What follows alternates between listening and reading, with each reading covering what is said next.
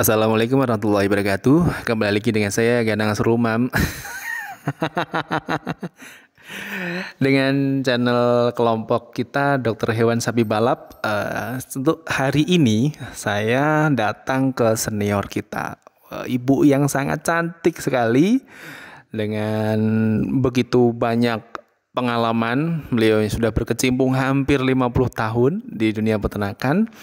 Dan di sini beliau akan saya jadikan narasumber. Oh, bukan saya jadikan, saya mintain pertanyaan biar teman-teman peternak itu bisa mengerti. Untuk tema hari ini saya akan menjawab yang untuk membahas yang namanya broyongan atau prolapsus. Ya, mau tahu kan? Itu loh yang keluar benjolan sebelum lahiran atau sesudah lahiran yang gedenya 1 ember. Kalau para teman-teman peternak masih bingung gitu kan. Oke, langsung saja kita minta perkenalan sama ibunya. Assalamualaikum warahmatullahi wabarakatuh, Bu. Waalaikumsalam, Dek. Terima kasih, Bu, sudah mau meluangkan waktu untuk saya mau dijadikan narasumber ceritanya, karena banyak peternak di Indonesia yang masih pada bingung dan masih pada bertanya di kolom komentar YouTube saya. Ini ceritanya saya mau ngebahas tentang prolapsus ya, Bu ya, atau broyongan kalau bahasa Jawanya. Nah, untuk di sini Ibu dijawab sesimpel aja, sesantai aja, pokoknya ibaratnya kayak kita lagi sharing biasa. Oke. Jadi yang untuk pertama sebelum kita menuju ke broyongan itu dulu, kita pembukaan dulu. Sebelum terjadi broyongan itu yang awal-awalnya. Jadi peternak itu biar tahu runtutan awal dari A sampai akhir gitu. Nah gitu kan. Untuk yang pertama kita mau tanya dulu, Bu, apa sih, Bu, yang dinamakan sapi bunting atau hamil atau meteng? Baik, Dek. Sapi bunting adalah sapi setelah dikawinkan, kemudian satu siklus tidak menunjukkan birahi dan lanjut sampai lahir. Itu adalah masa kebuntingan. Jadi hari ini misalnya dikawin alam atau di IB, kemudian kita amati dalam waktu 17 hari sampai 24 hari, kemudian dia tidak menunjukkan lagi tanda birahi, itu salah satu indikasi bahwa sapi menunjukkan bunting. Oke, alhamdulillah. Terus itu, Bu, kan banyak sekali ya, Bu ya, para peternak itu yang pada tanya, Pak, kalau sapi bunting itu ciri-ciri fisiknya bagaimana sih? Mungkin Ibu bisa menjelaskan secara gampang.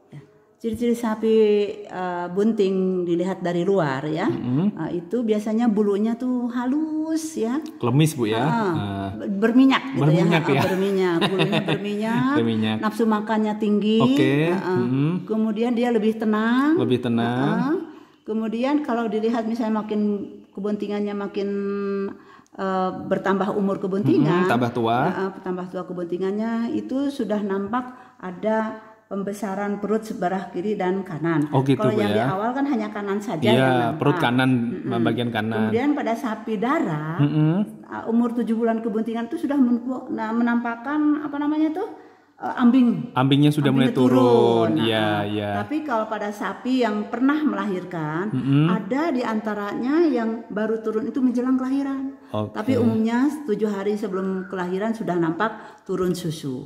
Gitu. Terus kan itu tadi kan kita kan udah tahu, Bu ya, untuk secara fisiknya sapi ini sudah bunting. Untuk masalah ini paling sekali teman-teman peternak yang pada ditanyakan, gimana sih untuk perlakuan sapi bunting itu dengan misal salah satunya kayak cara pembelian pakan itu loh, Bu. Itu untuk sapi bunting apa sih yang perlu diberikan, apa sih yang perlu diperhatikan, apa sih yang perlu dijaga gitu.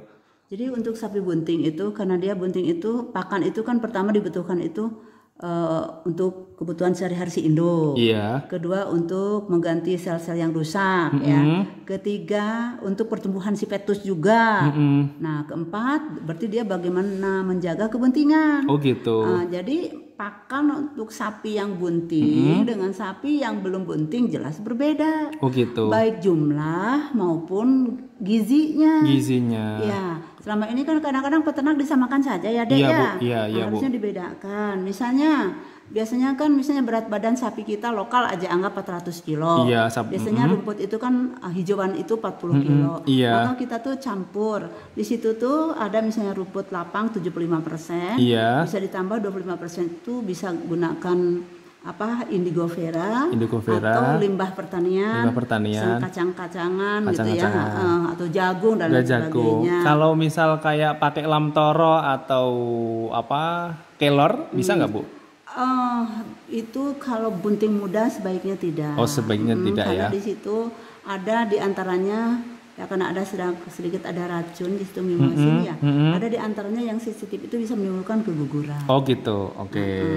Terus untuk pemberian pakan Bu, itu kan banyak sekali teman-teman yang pada tanya, untuk bunting muda itu harus gimana, pertengahan harus gimana, tua harus gimana, apakah semua itu pakan harus sama diberikan atau harus berbeda Bu? Kalau pada kebuntingan 1 bulan sampai dengan 7 bulan, kita hanya ditambahkan kualitas dan kuantitasnya saja, jumlah dan gizinya saja. Jadi bisa ada keseimbangan Bu, antara ya? Karbohidrat di sini banyak di rumput. Iya Bu, betul. Ya. Kemudian protein bisa tambah jagung. Betul tapi sekali. itu tidak penting sekali.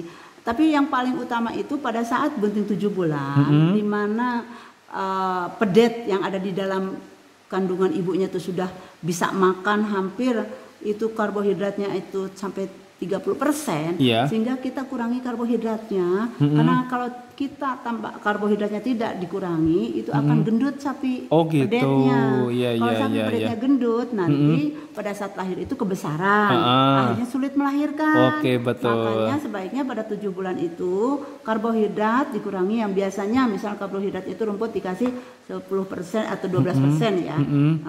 Itu dikurangi jadi 8% gitu dari berat badan. Kemudian tambahlah jagung. Jagung ya Bu ya. Dan ditambah mineral. Itu mineral. Nah, mineral itu nggak perlu misalnya beli yang mahal-mahal. Kalau ada itu kapur gamping. Kapur gamping ya, buat bangunan itu Bu ya. Tapi jangan dikasih kapurnya. Misalnya ambil 1 sendok teh kapur. Disiram dengan air 1 gelas 500 ml. Kemudian nanti setiap hari tambahkan berikan 1 sendok teh. Gitu. Campurkan ke rumput atau ke air disiramkan minum. Berarti Bu ya. Misal kayak rumput ya Bu ya.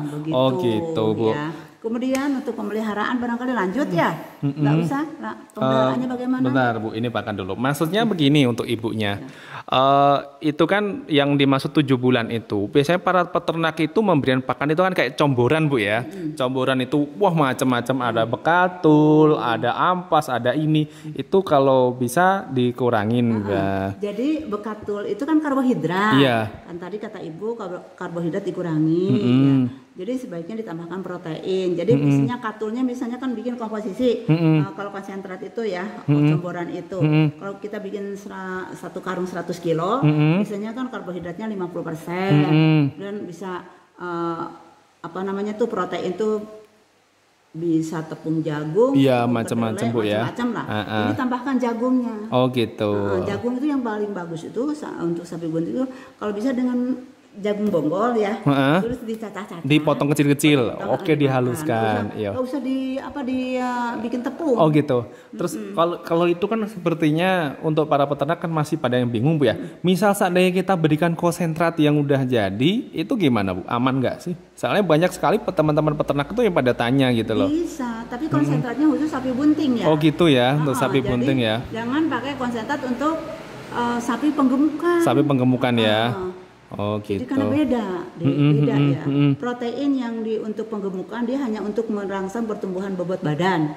Sedangkan kalau pada sapi bunting dia bagaimana pakan itu selain untuk meningkatkan pertumbuhan juga dia bagaimana memelihara kebuntingan itu supaya selamat. Karena ada protein yang bisa menimbulkan keguguran. Contohnya biji kapuk.